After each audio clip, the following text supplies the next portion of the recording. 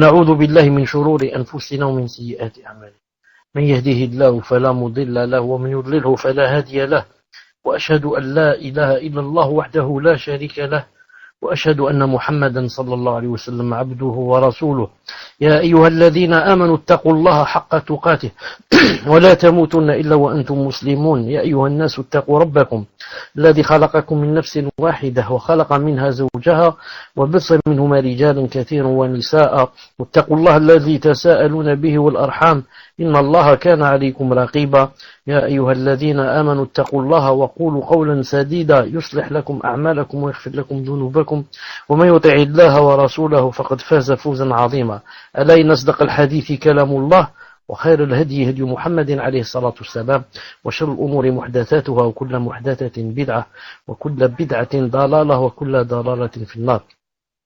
حياكم الله تعالى en cette soirée du samedi 19 Jumada al-Oula 1437 de l'Hégire correspondant au 27 février 2016 bi'idhnillahi ta'ala. Je voudrais vous demander par rapport au son, est-ce qu'il est bien ou bien vous l'entendez de loin? Bien, est-ce que vous l'entendez de loin?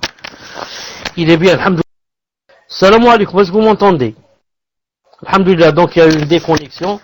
Je disais que, Inch'Allah ta'ala, nous sommes donc au 20e cours, bi'idhnillahi subhanahu wa ta'ala. Une seconde, Inch'Allah, je ferme la porte. Taïb. Donc, je disais, Inch'Allah ta'ala, que nous sommes au 20e cours, bi'idhnillahi subhanahu wa ta'ala. Et, yani, vous savez que Salathat al-Usul, yani, ça part des trois fondements, yani, comment connaître son Seigneur, connaître sa religion, connaître son prophète, alayhi salatu salam.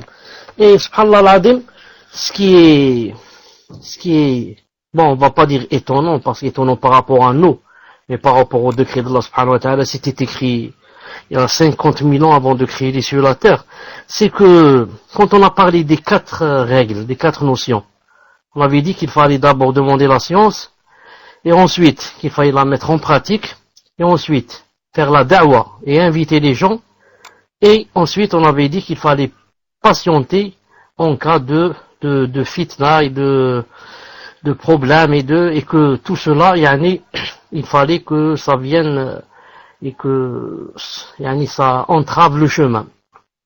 Et yani, ce que je vous ai appris, yani, il s'est passé yani, en pratique. Il s'est passé en pratique. Et depuis ce jour-là, yani, on s'est arrêté peut-être 4 ou 5 mois, on n'a pas fait de cours à cause d'une fitna. Que Allah subhanahu wa ta'ala, alhamdulillah, a refoulé et dissipé. Wa lillahi alhamdu min qablu wa min ba'd, wa ilayhi al-amru kulluhu, walhamdulillah ala kulli had. Donc, si je me rappelle bien, on s'était arrêté à, d'abord, en même temps je fais une petite révision, Ibn Kathir, rahimahullah ta'ala, a dit, celui qui a créé ces choses, le soleil et les choses, le ciel, etc., il a dit, est le seul digne d'adoration.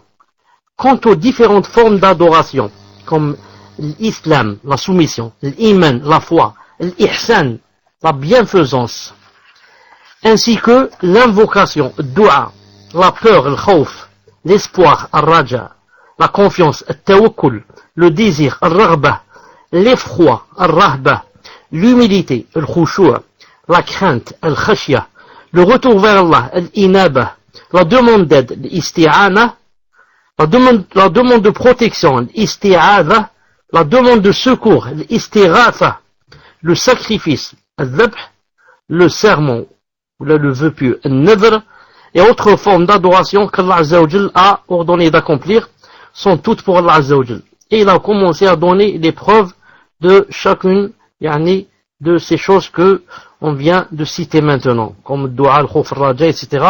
Et on s'est arrêté, bi'idhnillahi ta'ala, yani on a donné les preuves de toutes ces choses, et aujourd'hui, Inch'Allah ta'ala, on va parler de la preuve concernant la demande de protection. La preuve de l'isti'ada. C'est-à-dire, on a donné les preuves de dua, de raja, de tawakkul, de khawf, de rahba, raghba, le khushu', khashya, l'inaba, l'isti'ana, et aujourd'hui, on va parler, Inch'Allah ta'ala, de l'isti'adha et quelle est sa preuve. Et avant cela, je dis, est-ce que, ou je vous donne une minute peut-être pour me dire, est-ce que vous êtes d'accord qu'on s'est arrêté là ou pas? Non, je vous donne quelques secondes pour envoyer aux admins ou là, si vous avez des choses. Non, moi je pense que c'est là qu'on doit commencer la preuve de l'isti'adha. La preuve concernant la demande de protection. Est-ce que vous êtes d'accord ou pas? Tfadlou. Alors, qu'est-ce que vous en dites? Quelqu'un m'a écrit pour me dire, on a déjà fait la protection. On a déjà fait la demande de protection. La preuve concernant la demande de secours. Fawzi. On est en train de parler de la demande de protection. Isti'adha. Donc, d'après vous, on commence à la preuve concernant la demande de secours. A été faite. Taïb. Donc, d'après vous, on commence où? La preuve concernant la demande de secours. Est-ce que vous êtes d'accord avec moi? La demande de secours. Istighatha. Demande de secours. Alhamdulillah. Bismillah ar-Rahman ar-Rahim. Wa salatu salam ala ashrafil mursalim. La preuve concernant la demande de secours se trouve dans la parole d'Allah. إذ تستغيثون ربكم فاستجاب لكم. Verset, sourate Al-Anfal, verset numéro 9. Quand vous imploriez le secours de votre Seigneur et qu'il vous exauça aussitôt. Quand vous imploriez le secours de votre Seigneur et qu'il vous exauça aussitôt. Donc voilà la preuve que c'est permis de demander secours. De demander secours. Et ici c'est clair, on a demandé secours d'Allah subhanahu wa ta'ala. Et on va voir les différentes sortes de la demande de secours, ce qui est permis, ce qui n'est pas permis, bi'idhnillahi ta'ala. Cheikh bin Uthaymin rahimahullah ta'ala dit, al-istighatha correspond à la demande de secours. En arabe on dit quoi? Al-istighatha. Le secours, c'est tirer un être de la difficulté ou le sauver de la mort. Il se divise en différentes catégories. C'est quoi la définition du secours? C'est tirer quelqu'un de la difficulté ou le sauver de la mort. Et il se divise en différentes catégories. La première, la demande de secours auprès d'Allah. La demande de secours auprès d'Allah. Il s'agit d'une des meilleures et plus parfaites actions. Et c'est d'ailleurs l'habitude des prophètes et de leurs adeptes. Donc ça c'est la meilleure des choses que le croyant puisse faire. C'est de demander secours à Allah subhanahu wa ta'ala en premier lieu. Demander secours à Allah azza wa jalla en premier lieu. Et c'est l'habitude des prophètes et de leurs adeptes. Contrairement aux alliés du shaitan, qui, s'ils commencent par demander secours, ils commencent à demander secours aux morts, ou bien aux anges, ou bien aux djinns, ou bien même au shaitan. Qu'Allah ta'ala nous préserve. Ou bien à un arbre, ou bien au soleil, ou bien à une montagne, lui demande secours. La preuve à ce sujet a été donnée par le cheikh. C'est-à-dire, lorsque Cheikh Mohammed bin Abdul Wahhab, rahimahullah, citait le verset, quand vous imploriez le secours de votre Seigneur et qu'il vous exauça aussitôt. Et le verset a dit, je vais vous aider d'un millier d'anges, déferlant les uns à la suite des autres. Je vais vous aider d'un millier d'anges, déferlant les uns à la suite des autres. Allahu Akbar. Je dis Allahu Akbar. Allah Ta'ala, on implore ce secours et il dit, je vais vous aider d'un millier d'anges. De combien? D'un millier d'anges. Comme c'est dans Ghazwat Badr. D'un millier d'anges. Alors que un seul ange, pourrait tuer tout le monde. Pourrait tuer tous les gens qui sont sur la planète. Un seul. Parce que nous, on croit que les anges, c'est comme nous. C'est un être humain un peu plus grand, un peu plus balèze, un peu plus costaud, un peu. Alors qu'il y a des anges qui, comme dans le hadith authentique, qui ils ont les pieds dans le plus profond de la terre, la 7e terre, et la tête sous le trône courbé. Pourquoi? Il n'y a plus de place. Ils sont arrivés au maximum. Là, ils ne peuvent pas trouer le trône et monter. Il n'y a pas. Donc du plus bas au plus haut, ils prennent toute la place. Donc imaginez qu'Allah Ta'ala descende un seul, comme celui-là, un pois chiche, toute la terre. Peut-être les hommes sont invisibles pour lui tellement ils sont petits. Donc ici Allah Ta'ala il dit je vais vous aider d'un millier d'anges. Allah subhanahu wa ta'ala a des soldats qu'on ne connaît pas. Il a des anges, il peut employer la pluie, la neige, les tornades, ce qu'il envoie, les châtiments, tout ça ce sont des soldats. Contre Pharaon, il a employé le sang, il a employé les grenouilles. Des fois, il envoie des fourmis, des millions, des oiseaux. Il envoie des oiseaux. Peut-être j'ai touché le micro sans le vouloir. Donc j'ai dit, comme des fois il a envoyé des oiseaux. Ababil, il les a envoyés pour celui qui a voulu détruire la Kaaba.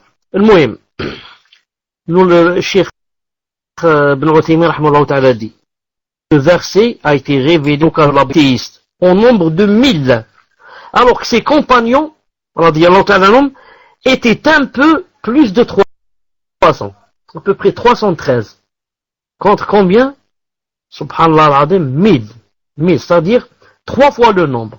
3 fois le nombre et plus. Donc, au fait, qu'est-ce qu'il a fait? Est-ce qu'il est allé vers un arbre? Est-ce qu'il a demandé au soleil? Est-ce qu'il a allumé des bougies? Est-ce qu'il a fait le bokhor? Qu'est-ce qu'il a fait exactement? Alors, il pénétra, sallallahu alayhi wa sallam, dans sa tente, pour implorer son Seigneur Azza wa Jal, en levant les mains en direction de la Qibla. Ensuite, il a dit, sallallahu alayhi wa sallam, ô Allah, accomplis la promesse que tu m'as faite. Ô Allah, si tu anéantis cette poignée de musulmans, c'est-à-dire nous, bien sûr, tu ne seras jamais plus adoré sur terre. Rapporté par Muslim, livre du djihad, chapitre de l'envoi d'un renfort d'anges durant la bataille de Badr. Le prophète alayhi salam ne cessa d'implorer le secours de son Seigneur en levant les mains jusqu'à ce que son manteau lui tomba des épaules. Alors Abu Bakr radiyallahu ta'ala anhu revêtit le prophète sallallahu alayhi wa sallam de son manteau, se posta derrière lui et lui dit: ô prophète d'Allah Azza wa Jal, ton imploration est suffisante, car Allah accomplira certes la promesse qu'il t'a faite. C'est alors que le verset prêté révélé, c'est-à-dire et la fin du verset, quand vous imploriez le secours de votre Seigneur et qu'il vous exauça aussitôt. Ce qui est étonnant aussi dans ce passage, à part la grande conviction du prophète sallallahu alayhi wa sallam, et son khushu' et sa confiance en Allah subhanahu wa ta'ala, ce qui est étonnant aussi, c'est la confiance de Abu Bakr Siddiq radiyallahu ta'ala, sa grande conviction dans la promesse d'Allah subhanahu wa ta'ala. Et c'est lui maintenant qui veut apaiser le prophète sallallahu alayhi wa sallam et qui lui dit au prophète d'Allah: ton imploration est suffisante, car Allah accomplira certes la promesse qu'il t'a faite.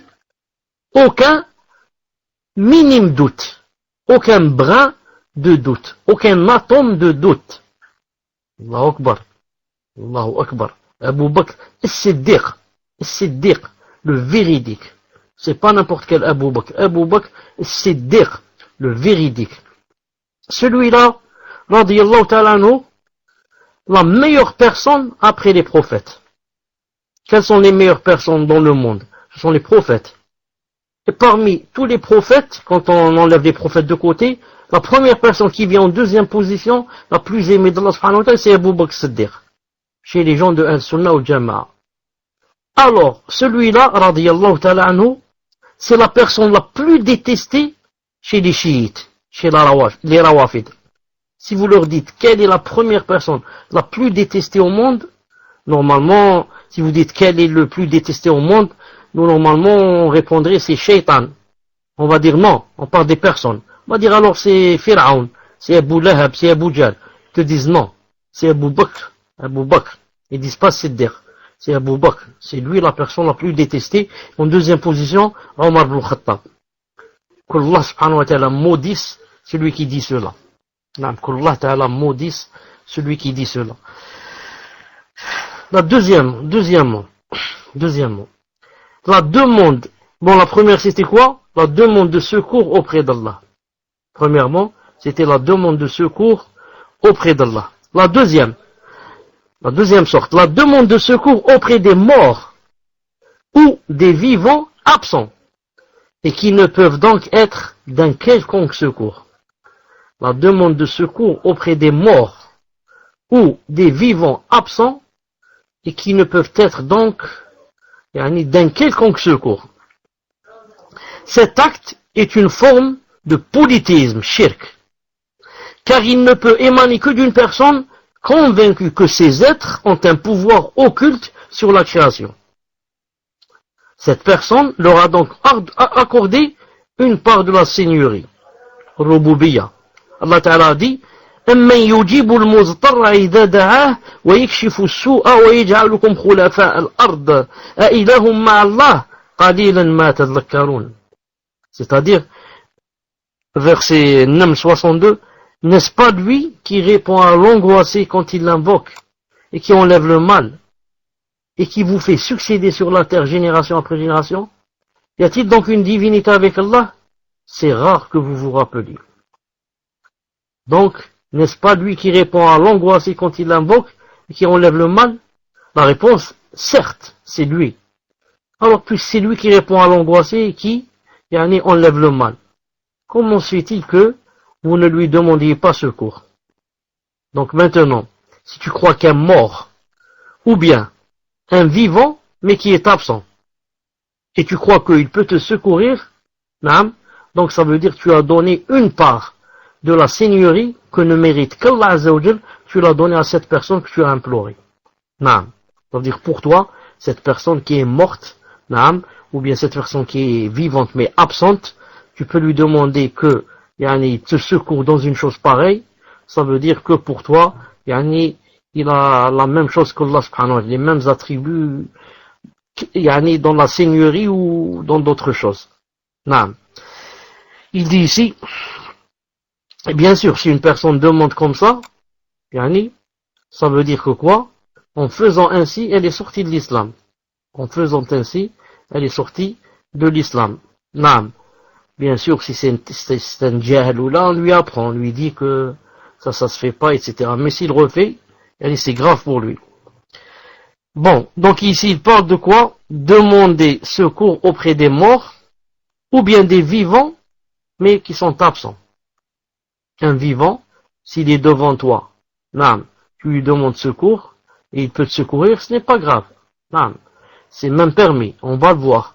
Mais maintenant, s'il est absent, comment tu lui demandes secours s'il est absent? Je ne parle pas de, bien sûr, lui téléphoner, lui dire aide-moi, est-ce que tu connais quelqu'un ou quelque chose? Non, je parle pas de ça. C'est-à-dire, comme ça, tu cries. Toi, tu es à Paris, lui, il est à Marseille. Et dans la rue, tu dis, Ya Foulan, aide-moi. Tu cites son nom, Ya Foulan, aide-moi. Je suis dans le pétrin. J'ai des problèmes. Ça fait sortir de l'islam, qu'Allah Ta'ala nous préserve. Troisièmement, la demande de secours auprès d'un être vivant pour une chose qu'il est capable d'accomplir. Troisièmement, la demande de secours auprès d'un être vivant pour une chose qu'il est capable d'accomplir. C'est quoi son jugement? Ceci est permis. Ceci est permis au même titre que la demande d'aide. Donc troisièmement, c'est quoi? La demande de secours auprès d'un être vivant qu'il est capable d'accomplir. Avant cela, c'était quoi? C'était ou bien la demande de secours auprès d'un mort, qui n'est pas permis, ou bien d'un vivant, mais qui est absent. Mais maintenant, le vivant est présent. Et on va lui demander secours pour une chose qu'il peut accomplir. Il dit ici, ceci est permis. Ceci, au même titre que la demande d'aide. Allah Azza wa Jalla a dit en mentionnant, quand il parlait de Moussa alayhi salam, de Moïse, qu'est-ce qu'il a dit? فاستغاثه الذي من شيعته على الذي من عدوه فوكزه موسى فقضى عليه. Sourate Al-Qasas, verset 15. Il a dit, l'homme de sa tribu, de la tribu de Moussa alayhi salam, l'appela au secours contre son ennemi. Alors Moussa lui asséna un coup qui lui fut fatal. Moussa lui asséna un coup qui lui fut fatal. Donc le témoin ici c'est quoi? Le témoin ici c'est quoi? C'est l'homme de sa tribu, de son parti, l'appela au secours contre son ennemi.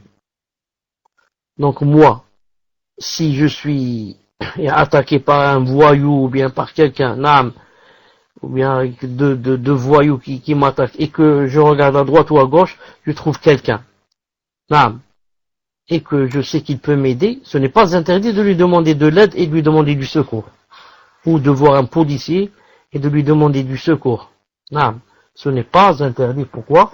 Parce que j'ai demandé à qui? Pas un mort, à un être vivant. Et j'ai demandé à quelqu'un une chose qu'il est capable de faire. Une chose qu'il est capable de faire.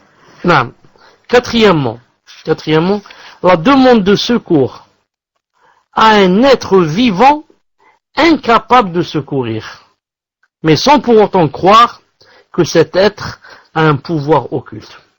La demande de secours sur un être vivant capable de secourir, mais sans pour autant croire que cet être a un pouvoir occulte.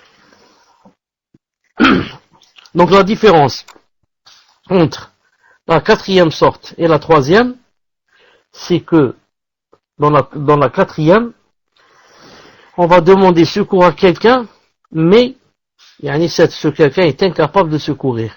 Alors que dans la troisième sorte, on a demandé secours à quelqu'un, mais ce quelqu'un peut nous aider. Donc, quand ça peut nous aider, c'est possible, mais maintenant c'est dans le cas où on va demander secours à quelqu'un, mais incapable de nous aider. Il va donner l'exemple, comme pour le cas d'une personne en proie à la noyade, qui demanderait à un handicapé physique de la secourir. Quelqu'un qui est en train de se noyer et à quelques mètres de lui, il voit quelqu'un, un handicapé physique, assis sur une chaise roulante, et il lui demande de l'aider. Et c'est bien que cette personne est paralysée, ne peut pas se lever et encore moins plonger dans la mer et nager. S'il voulait se lever, cette personne, si elle voulait se lever, elle pourrait pas. Comment se fait-il que je lui demande de l'aide, qu'elle vienne plonger et m'aider? Ça, c'est impossible. Donc ceci n'est qu'une futilité. Et c'est une façon de se moquer de la personne à qui l'on demande secours. C'est donc, voilà le jugement, c'est donc interdit pour cette raison. C'est pour cette raison que c'est interdit. Ça devient une moquerie. Et se moquer d'une personne n'est pas permis. Se moquer d'une personne n'est pas permis. Une autre raison serait la possibilité, une autre raison que ce n'est pas permis, c'est quoi? La possibilité qu'une tierce personne, en voyant le noyer demander secours à l'handicapé, pourrait penser que ce dernier a un pouvoir occulte lui permettant de tirer les gens de la difficulté. Donc quand on demande secours à un être vivant incapable de nous secourir, comme le cas d'une personne qui se noie et demande secours à un handicapé assis sur une chaise roulante, ce n'est pas permis pour deux raisons. La première, car c'est une moquerie, lui il peut pas, tout le monde sait qu'il peut pas aider, et la deuxième, c'est un peu plus grave, ça rentre dans la aqida, ça peut quoi? Ça peut faire penser aux gens que donc cette personne qui est assise sur la chaise roulante a peut-être un pouvoir occulte. Peut-être elle fait du sihr, elle fait quoi? Elle dit cette personne, comment paralysée, et on lui demande de l'aide pour aller nager et sauver quelqu'un. Donc sûrement que cette personne a quoi? Un pouvoir occulte. Donc tu vois, on a trompé les gens. On leur a donné une fausse aqida à cause d'avoir demandé à cette personne. Naam. C'est pour cela que c'est interdit, yani, et ça devient haram, cette demande de secours. Je voudrais juste ouvrir une parenthèse.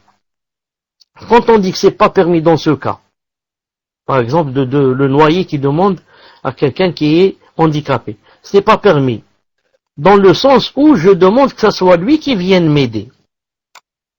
Mais, c'est permis de lui demander secours, c'est-à-dire dans le sens que lui, il demande secours. Vous avez compris?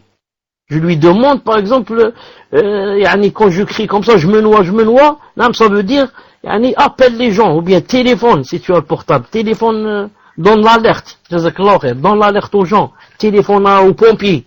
Ça, c'est permis. Non. Mais ce qui est interdit, c'est de lui demander à lui de venir te sauver, de nager, alors que tu sais qu'il ne peut pas le faire. Ça devient une moquerie, ou bien ça trompe les autres, naam, ils vont croire qu'il a un pouvoir occulte. Maintenant, il va parler du sacrifice. Ça, c'était par rapport à demander secours. Demander secours, comme vous l'avez vu, si on demande d'Allah subhanahu wa ta'ala, alhamdoulilah, c'est la meilleure des choses. Si maintenant on demande d'un être d'une personne, on va voir, est-ce que la personne est vivante ou bien elle est morte. Si elle est vivante, si elle est morte, ça devient du shirk. Si la personne est vivante à laquelle on va demander secours, on va voir, est-ce qu'elle est capable d'aider ou n'est pas capable. Si elle est capable, ça se fait, et si elle n'est pas capable, ça devient quoi? Ça devient futilité, et ce n'est pas permis. Maintenant, on va parler de la preuve concernant le sacrifice. Non, la preuve concernant le sacrifice. Cette preuve réside dans la parole d'Allah Azza wa Jal. قُلْ إِنَّ صَلَاتِي وَنُسُكِي وَمَحْيَايَ وَمَمَاتِي لِلَّهِ رَبِّ الْعَالَمِينَ لَا شَرِيكَ لَهُ. Dis en vérité, ma prière, mes actes de dévotion, mon sacrifice, ma vie et ma mort appartiennent à Allah, Seigneur de l'univers, à lui nul associé. À lui nul associé. Cheikh Ibn Uthaymin dit ici, le sacrifice consiste à causer la mort en versant le sang d'une façon particulière. Et il peut avoir lieu de différentes façons. Et Cheikh Mohammed bin Abdul Wahhab, pour donner la preuve, il a cité le verset que vous voyez ici, An'am 163. En vérité, dit, ma salat, mes actes de dévotion, ma vie et ma mort appartiennent à Allah Azza wa Jalla, Seigneur de l'univers. Ensuite, il a ajouté quelque chose de la sunna. Il a dit, on trouve dans la sunna, maudit soit celui qui égorge une bête pour un autre qu'Allah. Rapporté par Muslim, hadith authentique. Maudit soit celui qui égorge une bête pour un autre qu'Allah. Remarquez avec moi le verset. Dit, en vérité, ma salat, mes actes de dévotion, ma vie et ma mort appartiennent à Allah subhanahu wa ta'ala. Le plus important ici, c'est quoi? C'est ma vie. Ma vie appartient à qui? Allah ta'ala. Donc, ma salat, il n'y a pas quelqu'un qui va faire salat à une autre personne. Mes actes de dévotion, il y en a qui en font. Il y en a qui vont sacrifier pour le djinn et pour le wali, etc. Ma vie et ma mort, dans ma mort, c'est Allah Ta'ala qui va m'envoyer quelqu'un pour ôter mon âme et vers lui je dois revenir, que je le veuille ou pas, que je l'atteste ou pas. Ensuite il y a ma vie.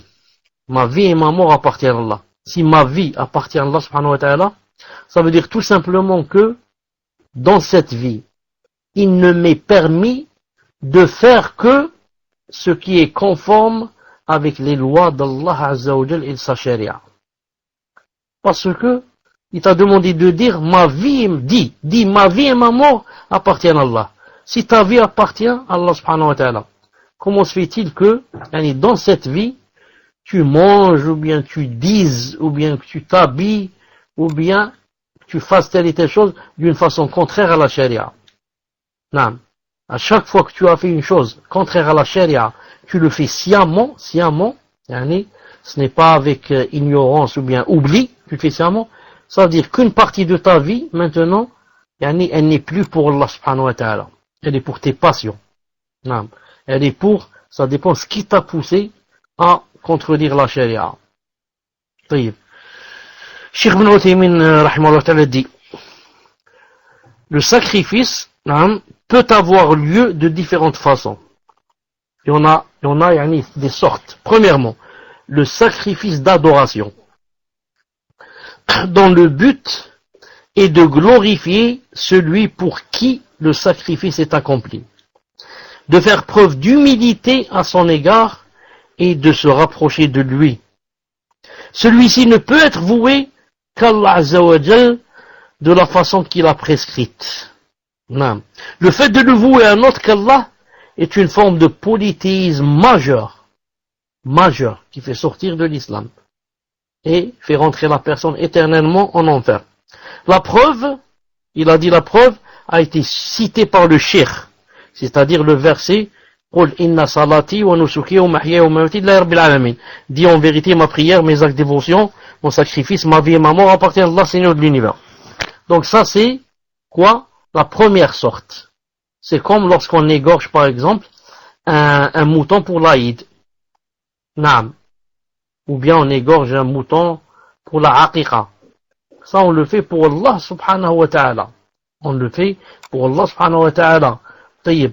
Donc égorger, pour une personne ou pour un djinn ou pour un arbre ou pour un ange ou pour le soleil ou ça fait sortir carrément de l'islam. Ça fait sortir carrément de l'islam. Deuxièmement, deuxième sorte. Le sacrifice que l'on fait pour honorer un invité ou à l'occasion de la fête du mariage ou autre. Le sacrifice que l'on fait pour honorer un invité ou à l'occasion de la fête du mariage ou autre. Naam Habib, jazakallah pour la couleur, comme ça c'est mieux. Donc la deuxième sorte c'est quoi? Sacrifier pour honorer un invité. Comme Ibrahim alayhi salam, lorsque les anges sont entrés chez lui et qu'il a cru que c'était des gens normaux. Non, ils sont venus sous forme humaine. Qu'est-ce qu'il a fait? Il a sacrifié un veau. Il a sacrifié un veau. Non.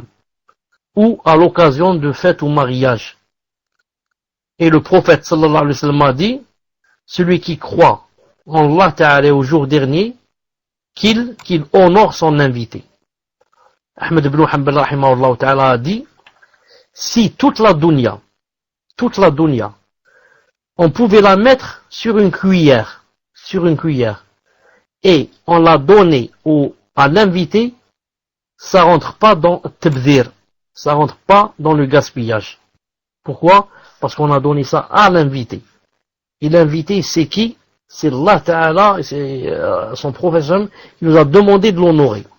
Donc je ne l'ai pas honoré pour lui-même, mais pour Allah subhanahu wa ta'ala. Quelle est la preuve que je l'honore pour lui-même, pour Allah subhanahu wa ta'ala ou bien pour lui-même?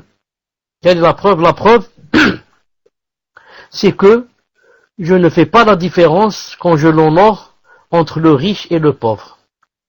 Entre celui que je connais et celui que je ne connais pas. Entre celui qui est de ma famille et celui qui ne l'est pas. Entre celui avec qui j'ai des intérêts et celui avec qui je n'ai pas. C'est pour ça, je ne sais pas si vous avez remarqué, ceux qui ont la foi faible, naam, si c'est quelqu'un qu'ils connaissent, naam, et qu'il a aussi un statut ou là qu'il a un grand poste, naam, dans l'état ou là, naam, quand il l'honore vraiment, plus qu'il n'en faut. Et si c'est quelqu'un de normal, naam, il l'honore d'une façon très normale. Donc s'il a comme invité un directeur général ou un PDG ou je ne sais qui, un très, très haut gradé dans l'armée ou la police, il lui fait ce qu'on appelle le méchoui. Il va acheter un mouton ou bien deux, il va les égorger, etc.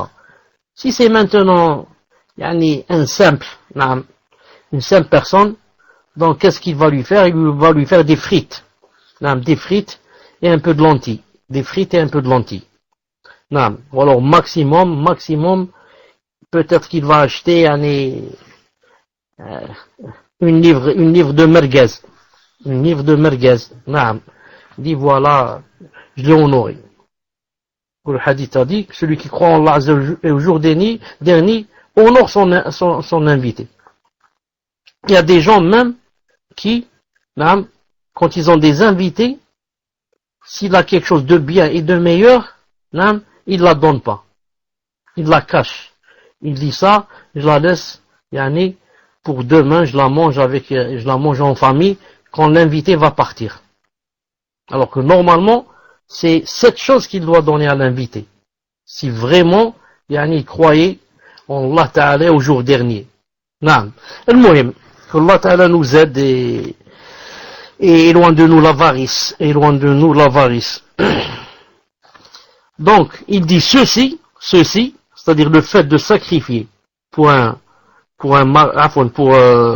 mariage ou autre, à l'occasion d'une fête, il a dit, ceci a été légiféré par le prophète sallallahu alayhi wa sallam, de façon obligatoire ou bien conseillée, par rapport au mariage. Il a cité ensuite le hadith, que celui qui croit en Allah au jour dernier honore son invité. Ensuite, il a dit à Abdurrahman ibn Auf, quand il voulait se marier, radiyallahu ta'ala anhu, il lui a dit, célèbre ton mariage, ne serait-ce que par le sacrifice de Chet. Chet, c'est un mouton, en général. Naam. Ou alobi Chet, un seul mouton. Célèbre ton mariage, ne serait-ce que par le sacrifice d'une seule bête, d'un seul mouton. Rapporté par Bukhari et Muslim. Et Cheikh Ibn Uthaymin, rahimallahu ta'ala, j'ai lu dans un de ses livres, quand il a parlé de ce hadith, dans Boulough al-Maram, quand il parlait des jugements qui ont rapport avec le mariage, etc., et les fêtes, il a dit quelque chose d'exceptionnel, que je n'ai jamais vu chez quelqu'un, et c'est une faïda que peut-être on ne peut trouver que chez lui, Allah subhanahu wa ta'ala alam. Avant de donner cette faïda, je vais poser la question à un des admins. Je vais choisir Habib, et je vais lui dire, qu'est-ce que ça veut dire d'après toi, ne serait-ce que par le sacrifice d'une bête, d'un mouton. Qu'est-ce que ça veut dire ça? Qu'est-ce que ça veut dire cette phrase? Célèbre ton mariage ne serait-ce que en sacrifiant une bête. Qu'est-ce que ça veut dire ça? S'il y a un autre admin qui voudrait répondre, qu'il m'écrive. J'attends, Inch'Allah Ta'ala, une de vos réponses. Célèbre ton mariage ne serait-ce que il faut au moins, au minimum, sacrifier une bête s'il a la possibilité. Jazakallahu khayran. Jazakallahu khayran, c'est ce que j'attendais et c'est ce que j'étais sûr que, Inch'Allah Ta'ala, vous alliez le dire. Cheikh Ibn Uthaymin a dit, le hadith veut dire exactement le maximum. Exactement le contraire. Le hadith ici veut dire exactement le contraire. Célèbre ton mariage, ne serait-ce, même si tu dois, égorger une bête. C'est-à-dire, célèbre ton mariage, en faisant n'importe quoi. Au moins n'importe quoi. Maximum, égorge une bête. Même si tu dois arriver à égorger une bête.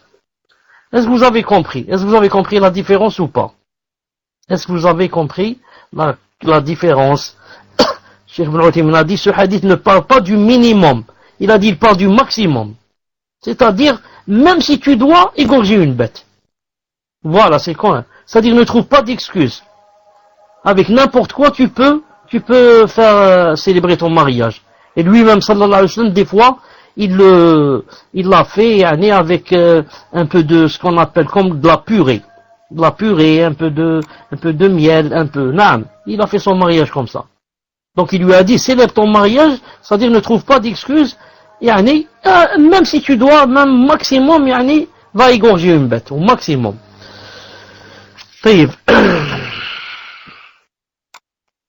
Donc on arrête ici, Inch'Allah Ta'ala, c'est le adhan, et on va continuer, Inch'Allah Ta'ala, après l'adhan. On va continuer, Inch'Allah Ta'ala, après l'adhan.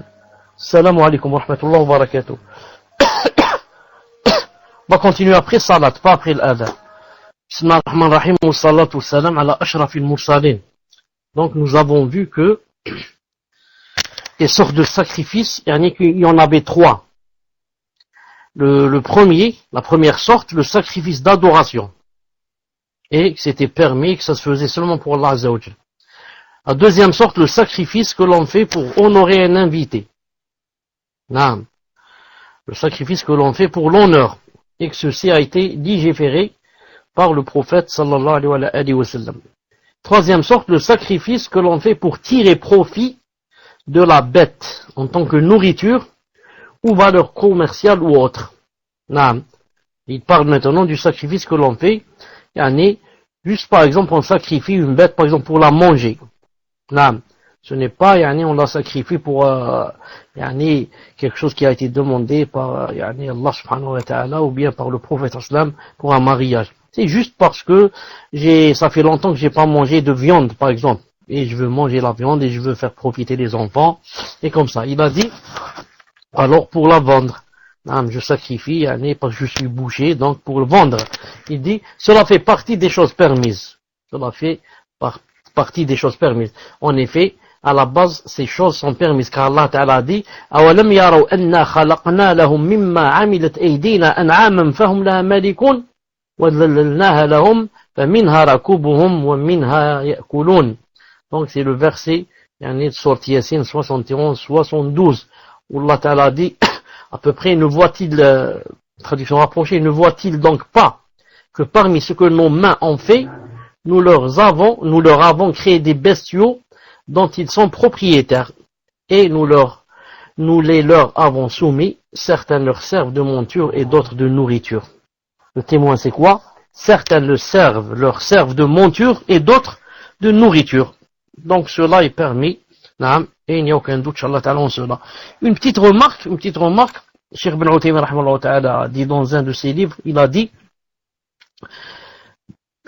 quand c'est la première sorte, quand c'est l'adoration, qu'on veut faire pour Allah subhanahu wa ta'ala, comme par exemple pour l'Aïd, pour l'Aqiqa et pour là où on demande d'égorger, il a dit, il est sunnah, de quoi? Des conseillers avant d'égorger, de mettre l'animal, vers la Qibla, et d'égorger vers la Qibla.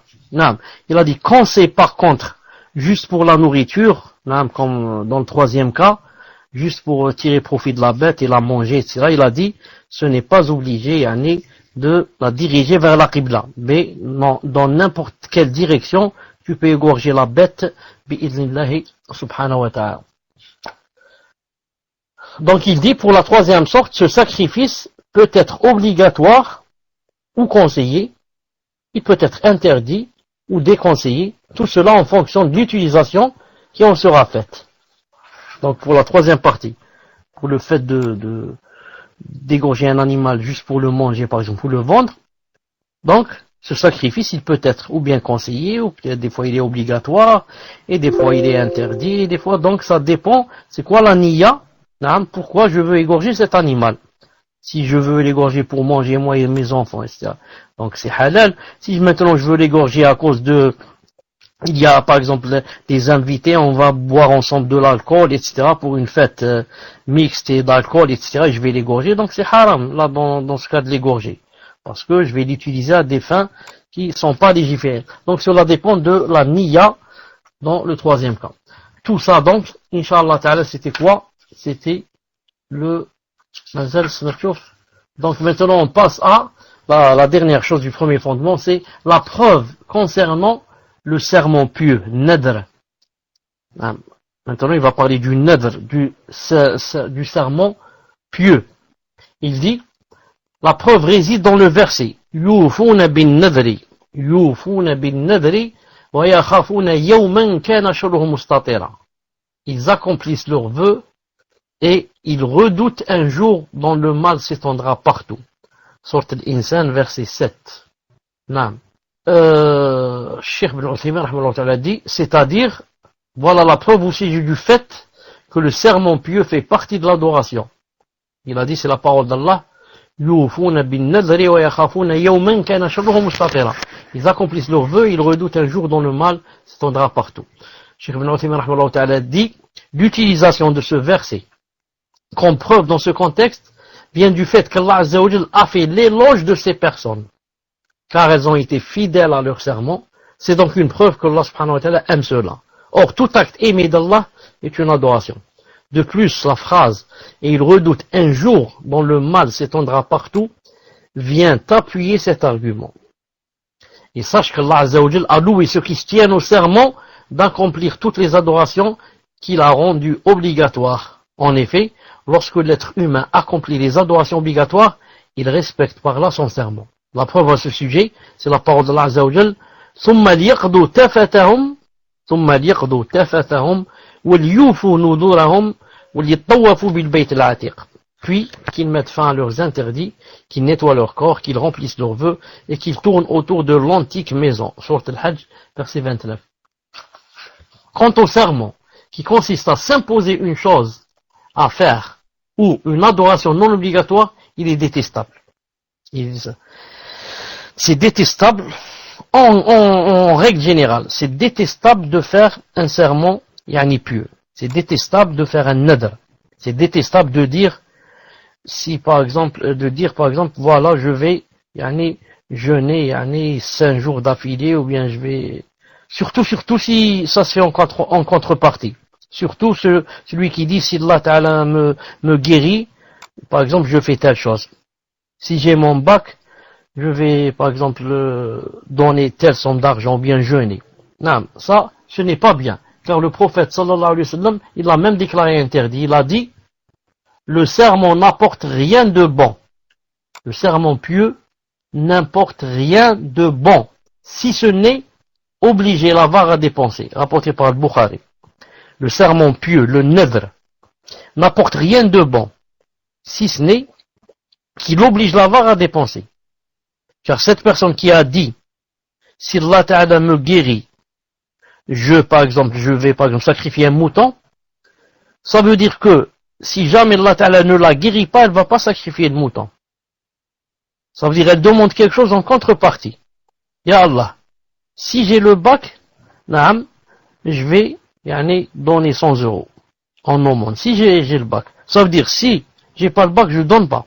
Donc c'est une personne avare. Donc le serment ici ne lui a servi à rien. Parce que si c'était écrit que ça arrive, ça va arriver. Donc ça ne lui a servi qu'à quoi? Qu'à l'obliger à dépenser. Car si elle ne fait pas le serment pieux, jamais elle ne dépensera quelque chose. Non. C'est pour ça que c'est détestable. Non. C'est même interdit de faire un vœu pieux comme ça pareil, qui comporte une condition.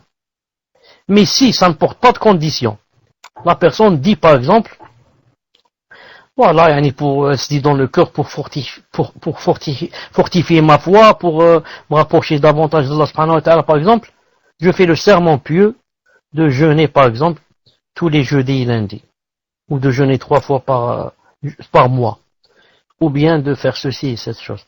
Non, donc ici ce n'est pas en contrepartie, il n'y a pas de condition, c'est moi-même qui ai voulu faire ça. Ça c'est détestable aussi, ce n'est pas bien de le faire. Pourquoi? Car en faisant cela, tu ne peux pas revenir marche arrière. Tu ne peux pas revenir marche arrière. Sauf vraiment dans quoi? Sauf vraiment dans l'impossibilité, dans le cas il faut faire l'expiation de la kafara du billet.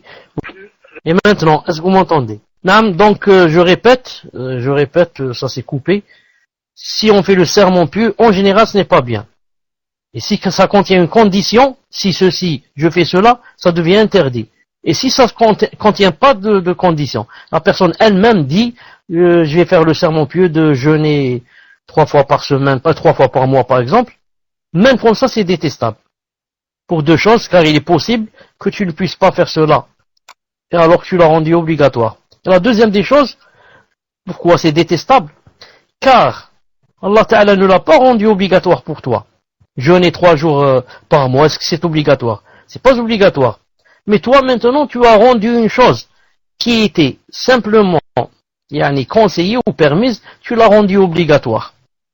Donc maintenant tu t'es mis un fardeau sur ton dos. Et qui t'a dit que tu peux vraiment porter ce fardeau? Non. C'est pour cela que c'est bien d'éviter le serment pieux. Mais si quelqu'un dit, dans le verset qu'on a cité plus haut, où Allah Ta'ala dit, si vous pouvez le réafficher, où Allah Ta'ala dit, Yufuna bin nadr, wa yakhafuna yawman kana sharruhu mustatira. Ils accomplissent leurs vœux, et ils redoutent un jour dont le mal s'étendra partout. Voilà. Quelqu'un va dire, Allah Ta'ala, dans Sourate Al-Insan, était en train de de faire des éloges à ses alliés et aux bienfaisants. Il a dit entre autres, qu'est-ce qu'ils faisaient? Ces gens-là, qui étaient masha'Allah, ils accomplissent leurs vœux, c'est-à-dire leurs vœux pieux. Donc c'est bien de faire le vœu pieux. On va leur répondre, on va leur dire tout simplement, ceci est faux. Allah Ta'ala n'est pas en train de leur faire des éloges pour qu'ils fassent le vœu pieux, mais il est en train de faire leurs éloges parce qu'ils accomplissent leurs vœux pieux. Ça veut dire, en d'autres termes, Allah Ta'ala n'est pas en train de leur faire des éloges pour qu'ils fassent, ils n'ont pas fait de vœux pieux, il leur dit, c'est bien, faites, vous êtes des gens bien parce que vous faites des vœux pieux, mais il est en train de parler de ceux qui ont déjà fait le vœu pieux. Il leur dit, mais regardez, ceux-là, ils sont masha'Allah parce que quand ils l'ont fait, même s'il est détestable, mais ils l'accomplissent. Donc il y a une différence entre faire la chose et entre quoi? Et entre la rattraper. C'est-à-dire que la chose est détestable, il ne faut pas la faire, le vœu pieux, mais maintenant si je l'ai fait, je dois l'accomplir. Quand je le fais, avant de le faire, ce n'est pas bien. Mais maintenant que je me suis dit, j'ai fait le vœu de faire telle et telle chose, maintenant je dois l'accomplir. Et si je l'accomplis ici, ça veut dire que je rentre dans ce que Allah Ta'ala leur a fait des éloges. Pourquoi? Parce que je peux faire le vœu pieux et dire, je fais le vœu pieux de jeûner 3 jours chaque mois, et ensuite je le fais pas. Donc ça, c'est encore très mauvais. J'ai fait deux choses, j'ai fait le vœu pieux, ce n'est pas bien, et ensuite je l'accomplis pas. Mais Allah Ta'ala parle ici de ceux qui, s'ils l'ont fait, ils l'accomplissent. Entre parenthèses, sans parler du fait de son caractère détestable. Taïb. Qu'est-ce qu'il dit ici? Voilà. Malgré cela, voilà, il dit ici, malgré cela, s'il en fait le serment d'accomplir un acte d'obéissance, il est obligatoire d'y être fidèle. Car le prophète Hassan m'a dit, celui qui fait le serment d'accomplir un acte d'obéissance, l'accomplisse. Mais bien sûr, si maintenant je fais le vœu pieux d'accomplir un acte de désobéissance, est-ce que je dois le faire? Je ne dois pas le faire. Non. من نذر أن يطيع الله فليطيعه ومن نذر أن يعصيه فلا يعصيه. Maintenant, si je fais le vœu pieux de boire de l'alcool, je ne dois pas l'accomplir. Mais j'accomplis seulement quand c'est quelque chose de légiféré. Ou alors, à la rigueur, quelque chose de permis. Même si c'est pas obligatoire, c'est permis. Et quand c'est permis, les savants ont divergé. Est-ce que je peux, est-ce que si je ne le fais pas, il y a l'expiation ou il n'y a pas, kafara. Certains ont dit il y a, certains ont dit il n'y a pas. Pour résumer, nous pouvons dire que le serment pieux désigne les actes d'adoration obligatoires d'une façon générale. Mais en particulier, il s'agit de s'imposer une chose pour Allah Azza wa Jal. Par ailleurs, les savants ont divisé le serment pieux en différentes catégories décrites dans les ouvrages de jurisprudence. Certains en font même 5 sortes, 4 ou 5 sortes, qui rentrent dans le vœu pieux. Ce qui est haram, ce qui est détestable, ce qui est permis, ce qui est makruh et ce qui est obligatoire. Voilà, Inch'Allah Ta'ala. Le prochain cours, Inch'Allah Ta'ala, ce sera le deuxième fondement. On a terminé le premier fondement. Le deuxième cours, le prochain cours, Inch'Allah Ta'ala, ce sera le deuxième fondement, page 126, bi'idhnillahi Ta'ala. Subhanakallahumma bihamdik, ashhadu an la ilaha illa ant, astaghfiruka wa atubu ilayk. Quand vous êtes prêts pour les questions, avertissez-moi pour les réponses. Donc, première question, chef. Question j'essaie de retrouver un peu les automatismes. Question d'un frère qui dit Barakallahu fikum pour vos doros, chef. Masha'Allah, très utile pour la foi. Dans le sujet de la aqidah et le décret d'Allah, je voulais vous questionner. C'est une question d'une sœur et elle dit je suis atteinte d'un sihr, alhamdulillah, et à chaque muqabala que je fais, je dis aux frères à la fin de la première rencontre. Ils me disent que ça ne les dérange pas, mais parfois je n'ai plus de nouvelles ou des refus sans raison. Ma sœur m'a suggéré de ne pas le dire à la première rencontre, non pas pour le cacher, mais pour me préserver. apprendre à connaître le frère et ne pas le faire fuir dès la première fois. Je souhaite avoir donc vos conseils, ya Cheikh. Qu'en pensez-vous? Vaut-il mieux que je le dise à un moment donné, mais y a-t-il un moment plus opportun qu'un autre? Ou dois-je ne pas le dire?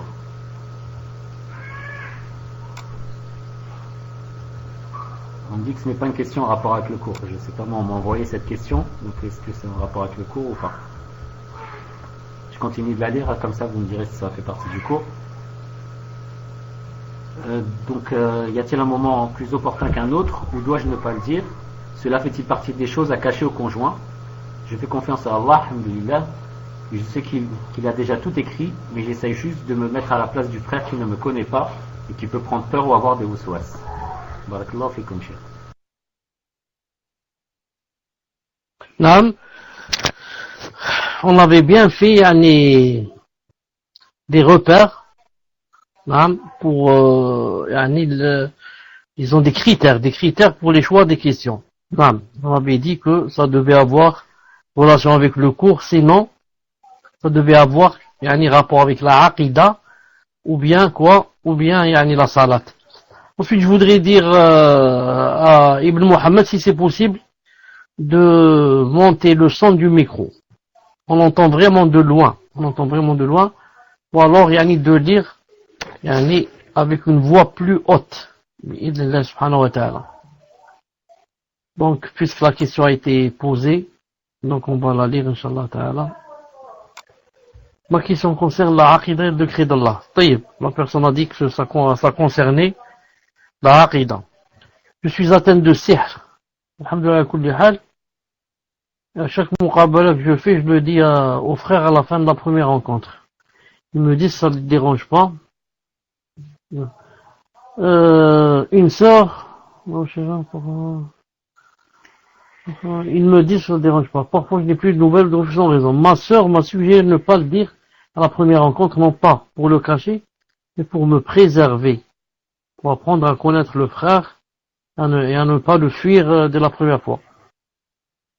Non, c'est possible pour se préserver, non, de voir d'abord s'il y a comment on dit, s'il y a un consentement. S'il y a un consentement, on passe donc à la deuxième étape. Voilà ce que j'ai, maintenant c'est à lui de choisir s'il continue ou s'il arrête. Non. Ça peut être une idée, comme ça, pour pas que toute personne qui ne va pas revenir sache que j'ai ce sihr. Wallahu azza wa jal a'lam. Tfaddal. Essayez, Cheikh, et vous me direz si c'est mieux, parce qu'Allahu a'lam, c'est le problème du PC. Et avec le Mac, je peux pas venir sur Deluxe. Donc, question d'une sœur qui dit, question sur la salat. Cheikh, concernant la personne qui souffre d'incontinence au niveau des gaz, doit-elle refaire ses ablutions pour effectuer ses rawatib et qiyam al-layl, tout en sachant que la personne attend bien que l'heure de la salat soit entrée pour faire ses ablutions et prier ses prières obligatoires? Donc, concernant la personne qui souffre d'incontinence au niveau des gaz, doit-elle refaire ses ablutions pour effectuer ses rawatib et qiyam al-layl, tout en sachant que la personne attend bien que l'heure de la salat soit entrée pour faire ses ablutions et prier ses prières obligatoires? Barakallahu fikum, Cheikh. Alhamdulillah. Donc j'avais des difficultés à prendre le micro. Question sur la salat. Concernant la personne qui souffre d'incontinence au niveau des gaz, doit-elle refaire ses ablutions pour effectuer ses rawatib et qiyam layl, tout en sachant que la personne attend bien que l'heure de la salat soit entrée pour faire ses ablutions et prier ses prières obligatoires? Donc la personne demande, est-ce que la personne qui souffre d'incontinence au niveau des gaz doit-elle refaire ses ablutions pour effectuer ses rawatib et qiyam layl, tout en sachant que la personne attend bien que l'heure de la salat soit entrée? Je dis, Allahu azza wa jal alam, quand une personne souffre d'incontinence, ça se divise en deux. Ou bien, ce sont des incontinences continues, ou bien des incontinences qui ont des moments précis, ensuite s'arrêtent. Si c'est le deuxième cas, je sais que, après certains moments, il n'y aura plus d'incontinence. Qu'est-ce que je fais? Donc j'attends le moment et la période où je sais qu'il n'y a pas d'incontinence pour prier.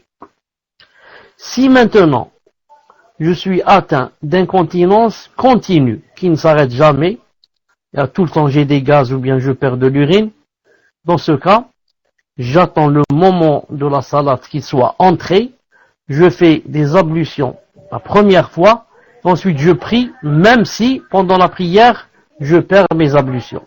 Et je ne recommence pas, bi'idnillahi ta'ala. Tfaddal. Question suivante, d'un frère qui dit qu'Allah vous récompense par le bien pour les efforts que vous fournissez. J'aimerais savoir quelles sont les différences et les points communs entre un musulman, musulman, un croyant, mu'min, et celui qui atteint le degré de l'ihsan, le muhsin. Barakallahu fikum, cher. Troisième question. Qu'Allah vous récompense par le bien pour les efforts que vous fournissez. Demande Allah subhanahu wa ta'ala qu'il nous donne l'ikhlas, et que ça soit pour son visage. J'aimerais savoir quelles sont les différences et les points communs entre un musulman, un croyant, et celui qui a atteint le degré de l'ihsan. Quelles sont les différences et les points communs entre un musulman et un croyant, et celui qui a atteint le degré de l'ihsan. Ce qu'il faut savoir, c'est que plus on monte du bas vers le haut, plus le degré est plus haut. On a d'abord le musulman, ensuite on a le croyant, et ensuite on a le bienfaisant, le muhsin. Donc, on peut être musulman sans être croyant. Et on peut être croyant sans être bienfaisant. Tout croyant est un musulman. Tout bienfaisant est un croyant. Et en même temps un musulman. Donc si je commence par le haut, tout bienfaisant, il est aussi croyant et il est musulman. Et tout croyant, il est musulman. Et pas le contraire. Je peux être musulman sans être croyant, sans être bienfaisant. Pourquoi? C'est pour ça que Jibril alayhi salam, il a posé ces trois questions. C'est quoi le musulman? Ensuite, plus haut, c'est quoi le croyant? Ensuite, plus haut, c'est quoi le bienfaisant? Le musulman en général, si on va le comparer aux deux autres, le musulman, c'est celui qui fait les 5 piliers, fait la salat, etc. Et le croyant, ça a maintenant rapport avec le cœur. Il a des choses dans le cœur, comme le tawakkul, comme l'ibana, comme le fait de revenir vers Allah, comme le repentir, tout ce qui a rapport avec le cœur. Par rapport à musulman, c'est surtout rapport avec les actes. Les croyants, surtout rapport avec le cœur. Ensuite, le bienfaisant, c'est celui qui a atteint le plus haut degré. C'est comme s'il adorait Allah Ta'ala, c'est comme s'il le voyait. C'est comme s'il le voyait. Wallahu Ta'ala a'lam. Barakallahu fikum, cher. Question suivante d'une sœur qui dit qu'Allah nous accorde sa miséricorde ainsi que la science bénéfique et pardonne à tous les musulmans et croyants. Depuis bébé, j'éduque mon enfant à ce qu'il ne pense qu'à Allah et que son amour pour Allah soit ancré dans son cœur. Sauf qu'un jour, en mangeant de la viande, je ne me suis pas préparé à ce genre de questions concernant mon enfant. Il me demanda si Allah a une maison et s'il mange de la viande. J'avoue que j'ai eu un blanc et je ne savais plus quoi dire. Pourriez-vous m'aider et me faire nasiha pour que je puisse bien lui expliquer qu'Allah n'est pas un homme? J'ai l'impression d'avoir raté quelque chose, je me remets entièrement en question. Je lui parle tout le temps d'Allah, mais j'ai l'impression que mon enfant a mal compris. Il a 5 ans. Qu'Allah vous récompense et nous guide. Alhamdulillah. Et maintenant, vous m'entendez, et de près aussi, n'est-ce pas? Taïb, on va voir c'est quoi cette question. Qu'Allah nous accorde sa miséricorde ainsi que sa science bénéfique et pardonne à tous les musulmans et croyants. Depuis bébé, j'éduque mon enfant à ce qu'il ne pense qu'à Allah et que son amour pour Allah soit ancré dans son cœur. Sauf qu'un jour, en mangeant de la viande, je ne me suis pas préparé à ce genre de questions concernant mon enfant. Il me demanda si Allah a une maison et s'il mange de la viande. J'avoue que j'ai eu un blanc et que je ne savais plus quoi dire. Pourriez-vous m'aider, me faire nasiha pour que je puisse bien lui expliquer qu'Allah n'est pas un homme? J'ai l'impression d'avoir raté quelque chose, je me remets entièrement en question.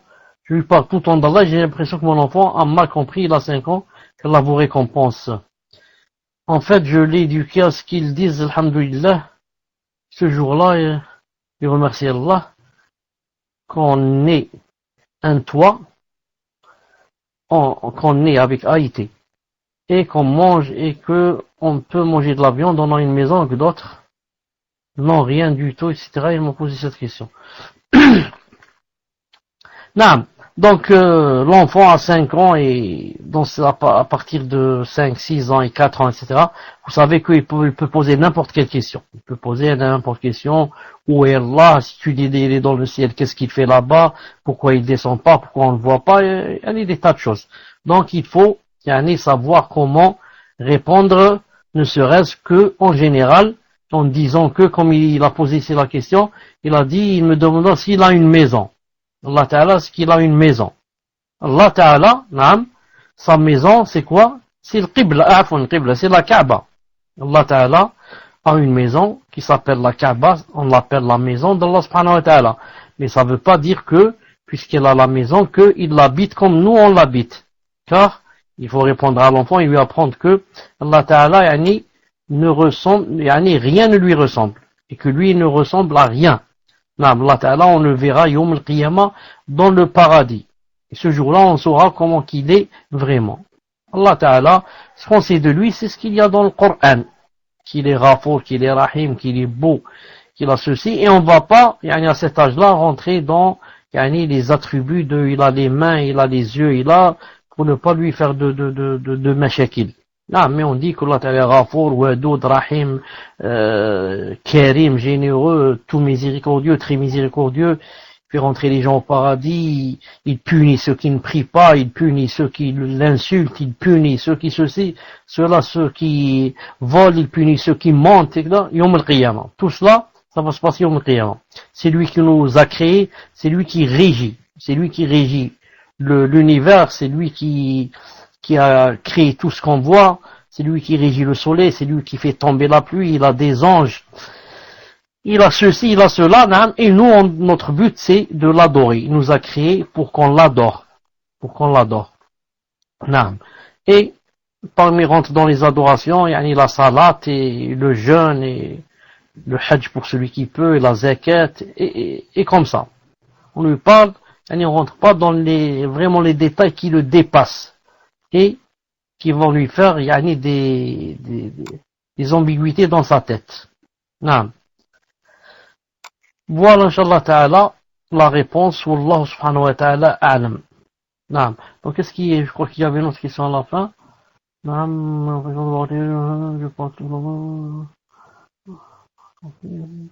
Naam. Je disais donc que l'enfant ne peut pas tout comprendre, ne peut pas tout comprendre. C'est pour ça qu'il y a des choses qu'on saute, qu'on ne lui dit pas maintenant, jusqu'à ce qu'il mûrisse et commence à comprendre. Car l'enfant va s'imaginer des choses, s'imaginer qu'Allah subhanahu wa ta'ala, c'est comme un homme et quelqu'un de très grand et quelqu'un de très fort, etc. Nous, on doit lui dire que Allah ta'ala ne ressemble à rien. C'est-à-dire ne ressemble pas à ses créatures. Ne ressemble pas à ses créatures. Et Yawm al-Qiyamah, quand on sera au paradis, on verra comment qu'il est, subhanahu wa ta'ala, avec toute sa beauté et ses attributs qui lui conviennent, bi'idhnillahi ta'ala. Fadlan. Barakallahu fikum, cher. 5e question d'une sœur qui dit: Sanallahu ilaykum, cher. Pouvez-vous nous donner des conseils pour rester fidèles à nos adorations et à toujours éviter les obéissances? Car nous avons vu dans le cours le hadith dans lequel le prophète sallallahu alayhi wa sallam a dit que celui qui fait le serment d'accomplir un acte d'obéissance l'accomplisse. Personnellement, je me dis souvent à moi-même que je dois essayer de rester fidèle à mes devoirs envers Allah Ta'ala toute ma vie, mais j'ai toujours peur de ne pas respecter cet engagement. Barakallahu fikum, cher. Naam. Donc, donnez-moi quelques secondes, je vais ouvrir le Paltalk. Car j'ai beaucoup de difficultés à prendre le micro. Le micro dans le salon. Donc, je vais terminer les autres questions sur le Paltalk, Inch'Allah Ta'ala. Une seconde. Salam alaikum. Est-ce que vous m'entendez sur le Paltalk? Ma'alish Habib, vous pouvez, si vous voulez, vous poser les questions sur, vous pouvez les afficher sur, sur, comment il s'appelle, Bailux, et je réponds ici. Question numéro 5. Ahsanallah ilaykum. Pouvez-vous nous donner des conseils pour rester fidèles à nos adorations et à toujours éviter des désobéissances, car nous avons vu dans le cours le hadith du prophète sallallahu alayhi wa sallam, lorsqu'il a dit que celui qui fait le serment d'accomplir un acte d'obéissance l'accomplisse. Personnellement, je me dis souvent à moi-même que je dois essayer de rester fidèle à mes devoirs envers Allah Ta'ala toute ma vie, mais j'ai toujours peur de ne pas respecter cet engagement. Donc, pouvez-vous nous donner des conseils pour rester fidèle à nos adorations et à toujours éviter des désobéissances? Naam. La personne, bien sûr, doit mettre dans son cœur, naam, que elle ne vit que pour adorer Allah subhanahu wa ta'ala. Et que personne ne peut adorer Allah subhanahu wa ta'ala si Allah subhanahu wa ta'ala, premièrement, ne le lui permet pas, et la deuxième, s'il ne l'aide pas. Donc, Allah ta'ala regarde ce qu'il y a dans les cœurs. Quand il voit que cette personne est soucieuse de faire ses devoirs religieux, est soucieuse d'avancer dans son dîn, est soucieuse de convoiter le visage d'Allah subhanahu wa ta'ala et la grande récompense yawm al-qiyamah. Allah subhanahu wa ta'ala aide cette personne, car elle est sincère et elle veut. Non, il l'aide. Mais quand Allah ta'ala voit que la personne, c'est une personne qui passe son temps, c'est tout, qui s'amuse comme ça et Allah subhanahu wa ta'ala se détourne d'elle. Et la laisse dans les ténèbres. Que Allah subhanahu wa ta'ala nous préserve. Donc, je dis à cette personne, et à moi-même et à tout le monde, si vraiment on est sincère avec Allah subhanahu wa ta'ala, et qu'on fait ce qu'on peut de notre mieux, Allah subhanahu wa ta'ala, il nous aide et nous ouvre toutes ses portes. Naam. Et ce n'est pas obligé que tout ce qu'on a dit de faire, on va le faire. Il arrive que il y ait des failles. Des fois on oublie, des fois on ignore des choses, et des fois on les fait pas bien, et des fois il y a une faiblesse dans le cœur, et des fois il y a une faiblesse dans la foi, et comme ça, tout ça, c'est, comme a dit le prophète aslam, il a dit, le croyant, il a dit, c'est comme l'épi de blé. Il a dit, il est debout, et quand il y a du vent, que fait l'épi? L'épi, le vent le fait descendre presque jusqu'à ce qu'il touche le sol. Ensuite, quand le vent passe, qu'est-ce qui se passe? L'épi, se redresse. Et voilà, le voilà, vraiment debout. C'est comme ça le croyant. Il est, masha'Allah, il fait des efforts, il essaye, na'am, yajtahid. Ensuite, quand il y a le vent, il se redresse. Mais, il ne sort pas carrément de la terre. L'épi ne sort pas, il ne se déracine pas. Mais juste que, il a, le haut, il est baissé vers le sol. Ensuite, quand les fitna, les malheurs et la faiblesse passent, alhamdoulilah, il relève la tête et il est là, masha'Allah, en train de faire des efforts, bi'idnillahi ta'ala. Que Allah subhanahu wa ta'ala nous aide. Tfadal pour l'autre question. La suivante, inshallah ta'ala. Barakallahu fikum cher, donc je vais prendre le relais, puisque je vois que Saïd n'est pas rentré dans le salon. Donc, sixième question d'un frère. Cher, confirmez-moi que vous m'entendez bien. Sixième question d'un frère. Cher, dans un ancien cours, nous avons parlé de la sincérité.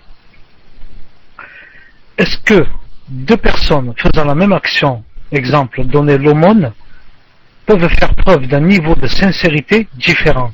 Si oui, cela implique-t-il qu'il y a des degrés dans la sincérité?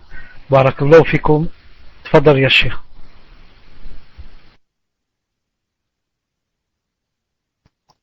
Naam, c'est comme a dit la personne. Il y a des degrés dans la sincérité. Abu Bakr Siddiq radiyallahu ta'ala anhu était sincère. Naam. Et moi je peux être sincère, mais est-ce que ma sincérité, elle peut atteindre celle de Abu Bakr Siddiq? Elle peut atteindre celle de Omar al-Khattab radiyallahu ta'ala anhuma? C'est pas possible. Naam. C'est pour ça que Ibn al-Qayyim alayhi rahmatullahi ta'ala dit dans ses livres, il dit que deux personnes, ils sont côte à côte, et ils font la même adoration, comme par exemple, tous les deux vont donner par exemple 2 euros d'aumône. Il a dit, il peut écrire à la personne, yani, des milliers de hasanat. Et il peut écrire à la deuxième seulement 10 récompenses. Et pourtant, ils ont donné les deux 2 euros. Pourquoi? La première personne l'a donné, mais il y avait dans le cœur ce qu'il n'y avait pas dans l'autre. C'était plein d'amour d'Allah, il disait dans le cœur, si j'aurais donné 100 euros, pas seulement 2, si je pouvais donner plus, et comme ça. Et l'autre peut-être l'a donné tout juste parce que il faut faire ça. Dans sa vie, il faut donner au moins une fois, dit comme ça. Alors que la première a dit non. Elle avait comme du feu dans le cœur. Pourquoi je ne donne que 2 euros? Et si j'étais riche, j'aurais construit telle mosquée et fait ceci et cela.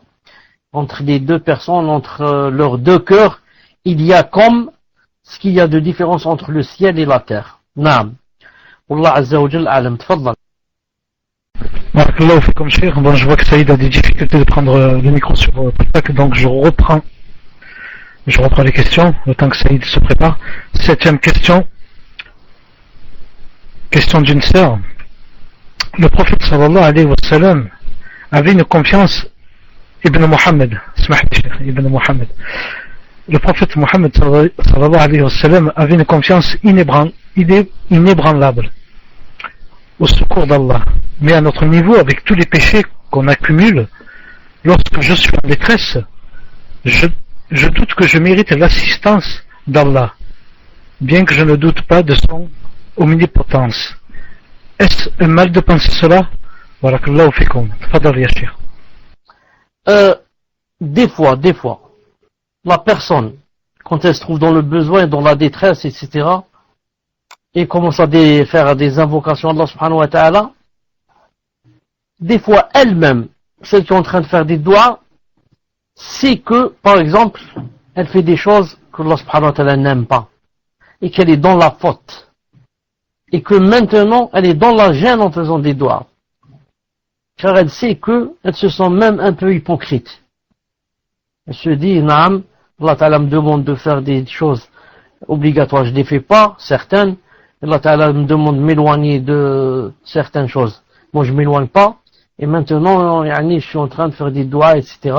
Naam. Alors elle reconnaît que, subhanallah al-azim, elle est dans les fautes, c'est pour ça que la personne des fois ressent comme ça de la gêne, et se dit, Naam, je ne sais pas si Allah Ta'ala va m'exaucer, dans le sens que même s'il ne m'exauce pas, je reconnais que je suis fautif.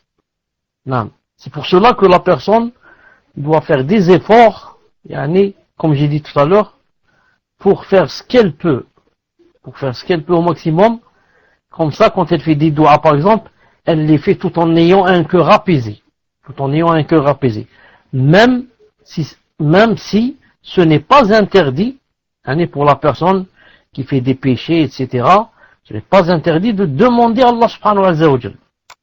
Allah subhanahu wa ta'ala, Iblis, le shaitan, lui a demandé une chose, lui a dit, Andirni la yawmi yub'athun, donnez-moi, il a demandé à Allah subhanahu wa ta'ala de lui donner, du temps, de le laisser vivant jusqu'au jour, de la résurrection. Et Allah ta'ala lui a exaucé. Donc si Allah Ta'ala a exaucé à Iblis, moi qui suis croyant et qui fais seulement quelques péchés, Allah Ta'ala, j'ai plus de faveur que il m'exauce comparé au shaitan.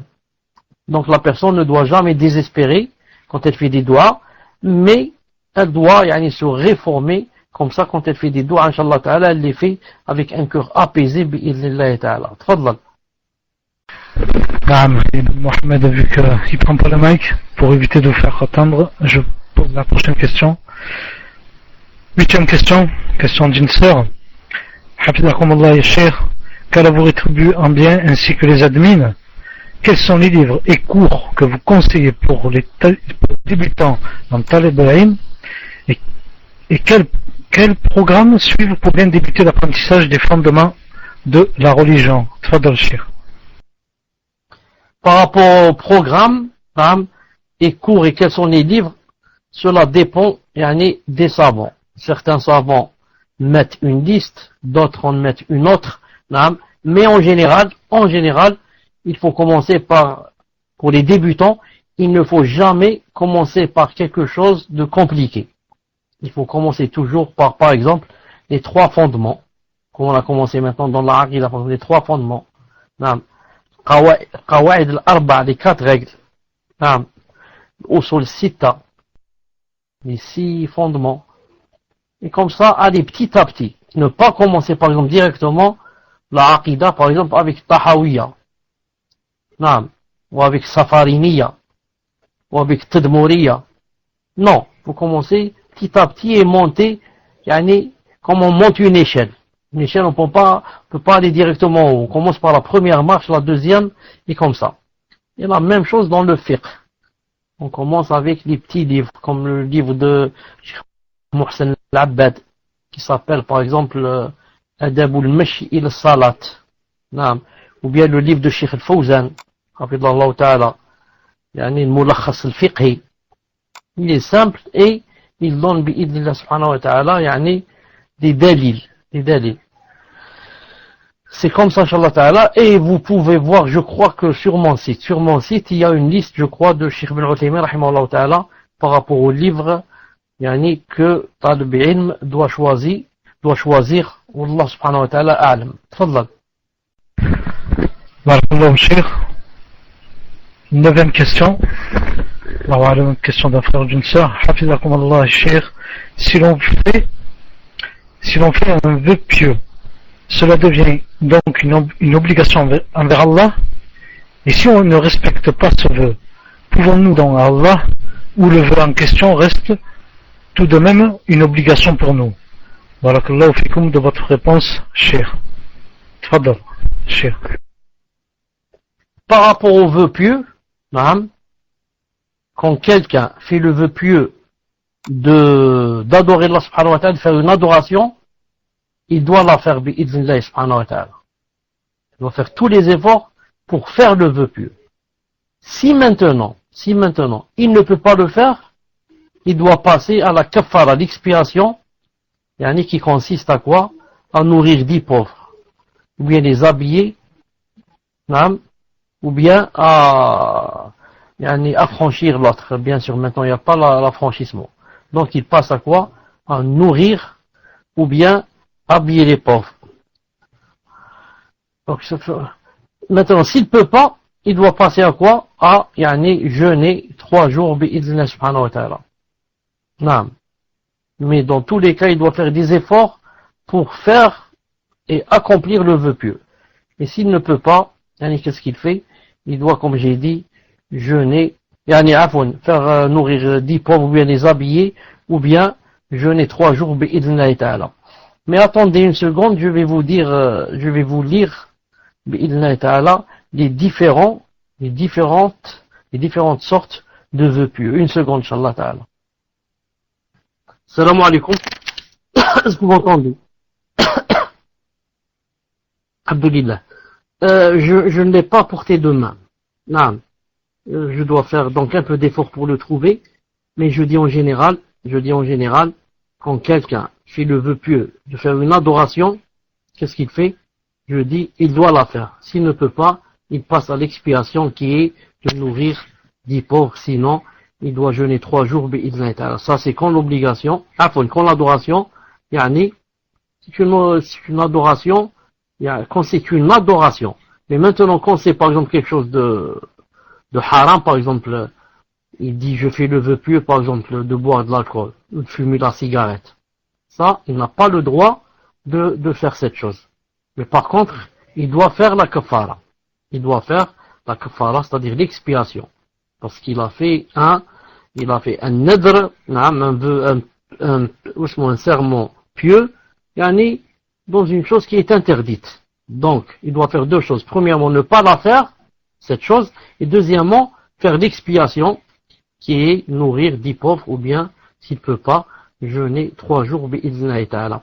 Et cela fait un bon bout de temps, j'avais parlé que les Cheikh Ibn Uthaymin avait autorisé il avait dit que c'était permis de marier le fasiq, le pervers, de le faire marier. Et donc Cheikh Ibn Uthaymin, quoi il avait dit que pour ne pas rester dans le célibat. Et je crois qu'on m'avait demandé où ça se trouve cela, et je l'ai cherché, je l'ai trouvé.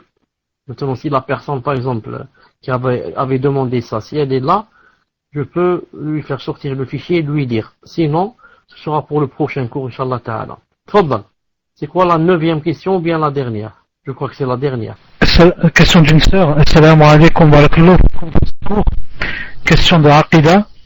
Un frère dit que quand Allah dit As-Sama, le ciel, dans le Coran, c'est l'attribut al-Ulul, et que ça ne concerne pas les cieux qui sont la création d'Allah.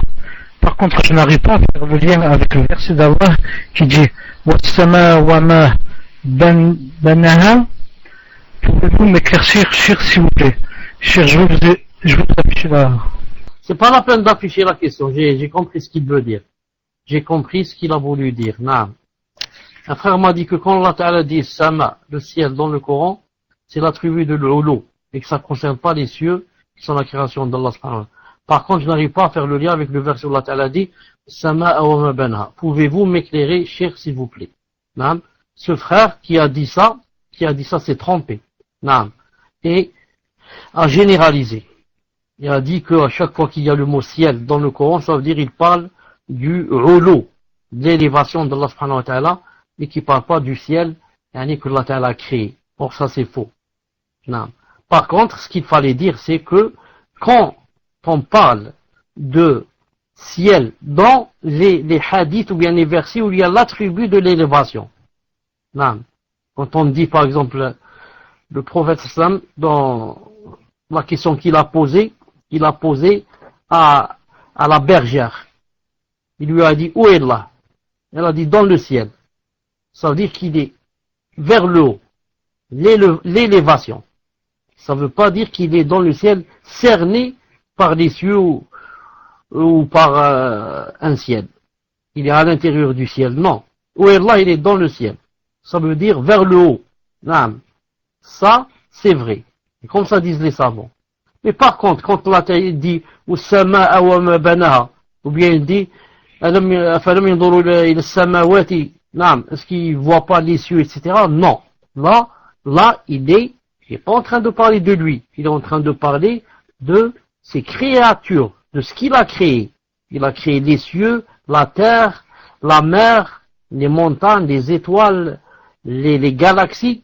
Ici, quand il dit le ciel et les cieux, il est en train de parler des cieux comme création, Naam, et non pas de son élévation à Zawjal. Donc le frère qui a dit ça a mélangé entre les deux, et n'a pas fait la différence quand Allah Ta'ala parle de lui et il parle de l'élévation, il dit qu'il est dans le ciel, ou bien les hadiths, ça veut dire qu'il est vers le haut, et quand il parle des cieux qu'il a créés, et des cieux, il parle de ses merveilles, de ses signes et de ses créatures, de ses créations aussi. Là, ça veut dire, il parle des cieux, le ciel qui est au-dessous de nous. Voilà, Inch'Allah Ta'ala, la réponse. Donc, dans cette question, à la fin, As-Sama'a wa ma banaha, il est en train de parler du ciel. Du ciel, comment Allah Ta'ala l'a créé, pour montrer que Allah subhanahu wa ta'ala qui a créé les cieux, ce ciel-là, avec son immensité, etc. Qu'en est-il de Allah subhanahu wa ta'ala? C'est pour ça que il y a beaucoup de versets où Allah ta'ala nous incite à regarder les cieux, à regarder le ciel, pour que tu dises subhanallah al-azim, si le ciel est comme ça, alors comment doit être Allah subhanahu wa ta'ala? Comment doit être, si le ciel est comme ça, aussi grand, comment doit être Allah subhanahu wa ta'ala. Naam. Voilà, Inch'Allah ta'ala, j'espère que vous avez compris. Naam. dernier mot, je vous laisse le micro pour le dernier mot, Inch'Allah Ta'ala. Naam, Cheikh. Barakallahu fikum, Cheikh. Donc, on se rencontre, Inch'Allah Ta'ala, lundi avec des signes de la fin des temps. Et on fera cette fois les grands signes. Quand on a fait déjà les petits signes, maintenant les 10 grands signes, Inch'Allah Ta'ala. Et on va commencer par le signe de Mahdi. Le Mahdi qui va venir à la fin des temps. Certains l'ont mis dans les grands signes et certains l'ont mis dans les petits signes. Le livre qu'on va lire qui s'appelle les grands signes de la fin des temps, qu'on a déjà commencé, il a mis le Mahdi parmi les grands signes. C'est pour ça qu'on va commencer par la venue de Mahdi. Naam. Subhanakallahumma wa bihamdik, ashhadu an la ilaha illa anta, astaghfiruka wa atubu ilayk. Assalamu alaikum wa rahmatullahi wa barakatuh.